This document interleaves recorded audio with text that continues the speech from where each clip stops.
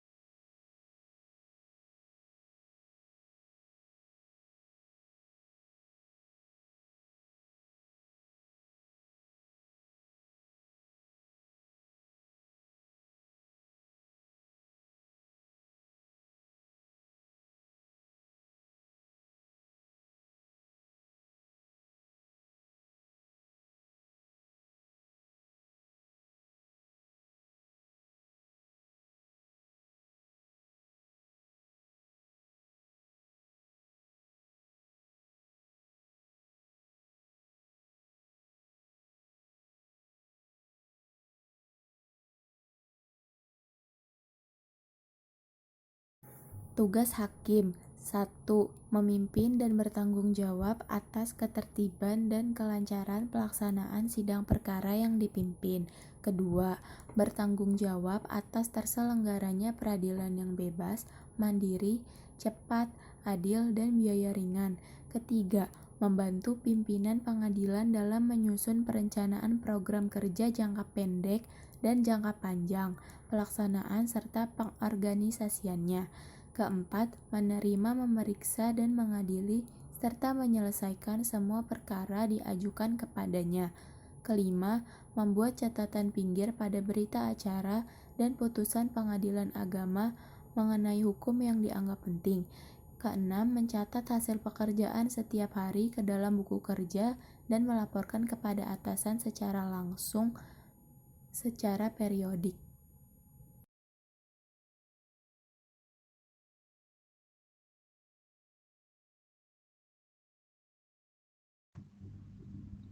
Wewenang hakim. Yang pertama, mengatur pelaksanaan tugas. Yang kedua, mengadakan hubungan kerja. Yang ketiga, mengajukan usul atau saran kepada atasan. Yang keempat, menjatuhkan hukuman rehabilitasi kepada siapa saja yang menjadi terdakwa yang terbukti atau tidak terbukti sebagai penyalahguna untuk diri sendiri. Yang kelima, menempatkan tersangka atau terdakwa ke dalam lembaga rehabilitasi sesuai tingkat pemeriksaannya berdasarkan PP 25/2011 pasal 13.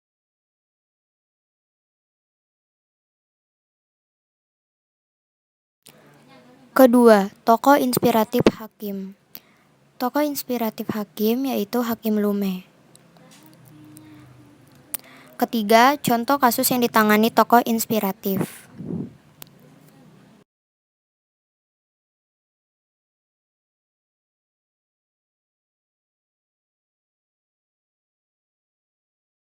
Skandal Bank Bali, kong kali kong berbau politik.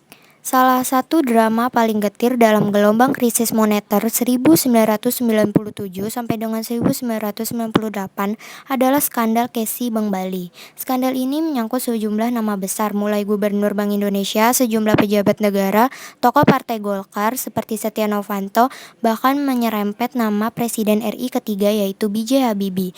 Bahkan dalam kasus ini, Rudy Ramli, Direktur Utama Bank Bali, yang juga anak kandung dari Jaya Ramli, pendiri Bank Bali, menjadi pesakitan dan duduk sebagai tersangka. Proses hukum Bank Bali ini sungguh berliku dan sebenarnya belum benar-benar tuntas hingga saat ini. Sementara nama Bank Bali sudah lama mati. Skandal ini bermula saat Direktur Utama Bank Bali kala itu yaitu Rudy Ramli kesulitan menagih piutangnya yang tertanam di brankas Bank-Bank Dagang Nasional Indonesia (BDNI), Bank Umum Nasional (BUM), dan Bank Tiara pada 1997.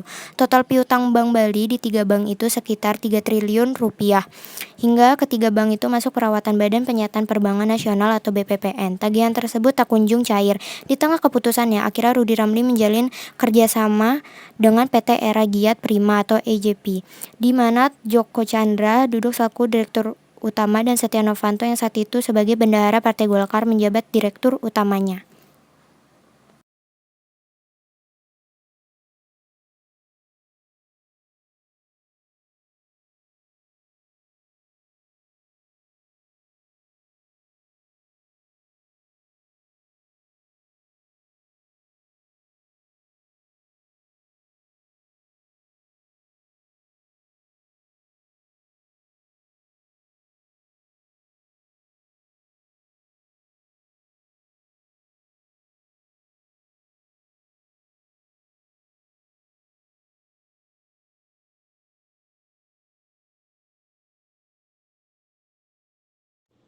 Januari 1999, antara Rudy Ramli dan Era Giat menandatangani perjanjian pengalihan hak tagih.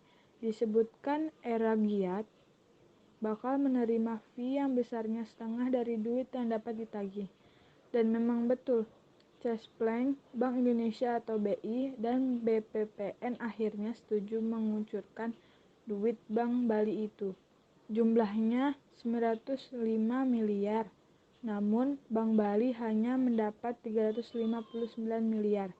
Sisanya sekitar 60% atau 546 miliar masuk rekening Era Giat. Konon, kekuatan politik turut andil menggegolkan proyek ini.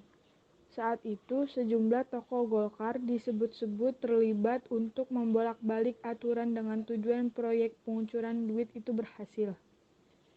Isu ini terus menggelinding bak bola liar. Setelah pakar hukum perbank Prajoto angkat bicara, Prajoto mencium skandal CSY ini berkaitan erat dengan pengumpulan dana untuk memajukan Habibie ke kursi presiden. Kejanggalan tampak dari total fee yang diterima Era Giat.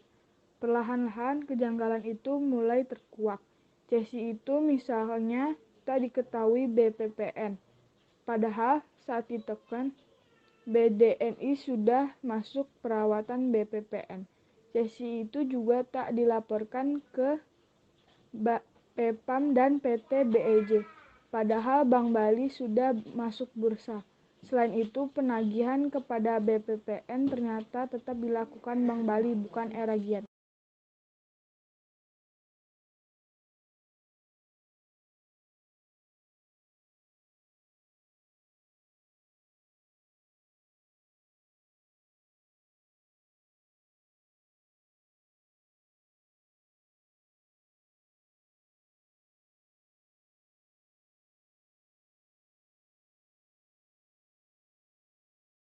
Ketua BPPN saat itu, Glenn M.S. Yusuf, sadar akan kejanggalan Kesi Bank Bali dan kemudian membatalkan perjanjian Kesi. Mulai saat itulah genderang perang ditabuh. Setia Novanto lalu menggugat PPPN ke Pengadilan Tata Usaha Negara atau PT-UN dan menang. Walau tetap menang di tingkat banding, Mahkamah Agung melalui putusan kasasinya pada November 2004 memenangkan BPPN. Tak cukup di situ, Eragiat juga membawa kasus ini ke ranah perdata dengan menggugat Bank Bali dan BI agar mencairkan dana 546 miliar rupiah. Pengadilan pada April 2000 memutuskan Eragiat berhak atas dana lebih dari setengah triliun rupiah itu. Kasus ini terus bergulir ke tingkat selanjutnya. Melalui putusan kasasinya, Mahkamah Agung memutuskan duit itu milik Bank Bali. Di tingkat peninjauan kembali, putusan itu tetap sama. Duit itu hak Bank Bali. Di saat bersamaan, Kejagung mengambil alih kasus ini dan menetapkan sejumlah tersangka. Antara lain Joko Chandra, Syahril Sabirin atau Gubernur BI, Pande Lubis atau Wakil Kepala BPPN, Rudy Ramli hingga Tanri Abeng atau Menteri Pendayagunaan BUMN. Mereka dituding telah melakukan korupsi yang merugikan kantong negara. Kejaksaan menyita dana 546 miliar rupiah itu dan menitipkan ke rekening penampungan atau escrow account di Bank Bali. Dari kesaksian banyak tersangka, akhirnya hanya 3 orang yang diadili, yaitu Joko Chandra, Syahril, dan Pande Lubis. Pande Lubis dihukum 4 tahun penjara atas putusan MA tahun 2004.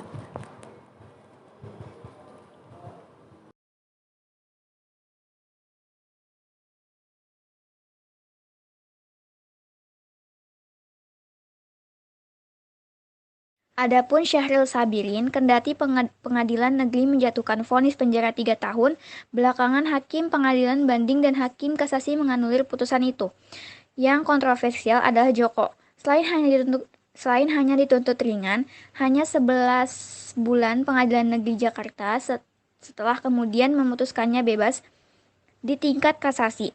Lagi-lagi Joko dinyatakan bebas. Satu-satunya hakim kasasi yang saat itu melakukan dissenting opinion atas putusan Joko adalah Hakim Agung Artijo Al-Kausar.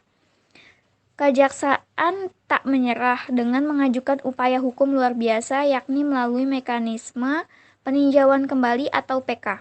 Hasilnya memang tak sia-sia. MA akhirnya memutuskan Joko dan Syahril Sabirin bersalah dan menghukum keduanya 2 tahun penjara. Nah, kini tinggal menanti kejutan. Akankah Joko bisa membawa kembali ke tanah air melaksanakan hukumnya? Sekian presentasi dari kelompok kami. Bila ada salah-salah kata, mohon dimaafkan. Wassalamualaikum warahmatullahi wabarakatuh.